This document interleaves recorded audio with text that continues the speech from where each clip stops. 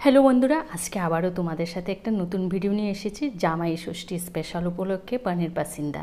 তো তোমরা শুরু থেকে শেষ পর্যন্ত আমার সাথেই থেকো। ছোট্ট একটা ভিডিও, আর আমার চ্যানেলটাকে সাবস্ক্রাইব করে যারা নতুন আছো প্লিজ আমার পাশে থেকো। চ্যানেলটা লাইক, শেয়ার, কমেন্ট কিন্তু একদমই ভুলবে না।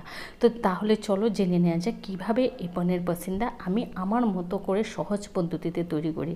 তো প্রথমে আমি এখানে একটা তেঁতুলের পাল্প দিয়েছি হাফ কাপ।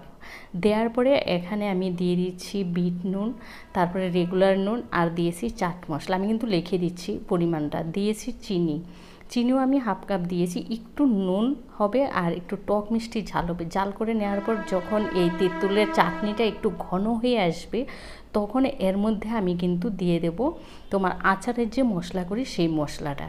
তোমরা দেখতেই পাচ্ছ চাটনিটা কিন্তু অনেকটাই ঘন হয়ে এসেছে। এবার মশলা দিয়ে আরও 2-3 মিনিট কষিয়ে তারপর নামিয়ে ঠান্ডা করে নেব।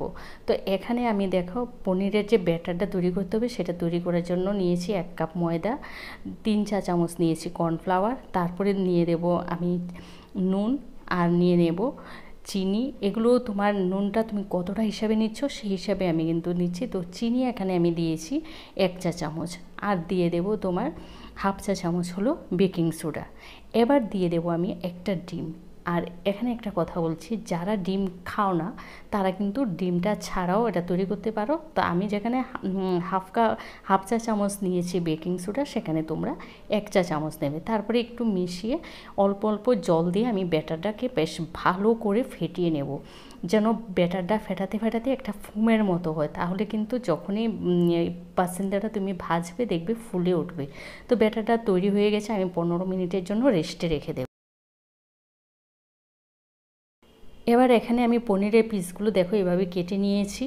তো নেওয়ার পর আমি যে তেঁতুলের চাটনিটা করেছি দেখতেই পাচ্ছ ঠান্ডা হওয়ার পর কতটা ঘন হয়ে গেছে, ঠিক অতটাই ঘন করে নিতে হবে। এভাবে সমস্ত পনিরের উপরে লাগিয়ে নেব। এখানে আমি 4 পিস পনির নিয়েছি, তাহলে আমাকে পনির কেটে নিতে হবে 8 পিস, কারণ আমি একটার উপর আরেকটা দিয়ে কভার করে দিচ্ছি। এইভাবে দেখো সমস্ত পনিরগুলোকে আমি এভাবে কভার করে নেব।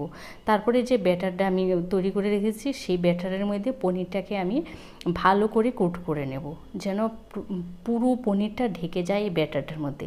তারপরে এখানে সাদা তেল গরম করে নিয়েছি।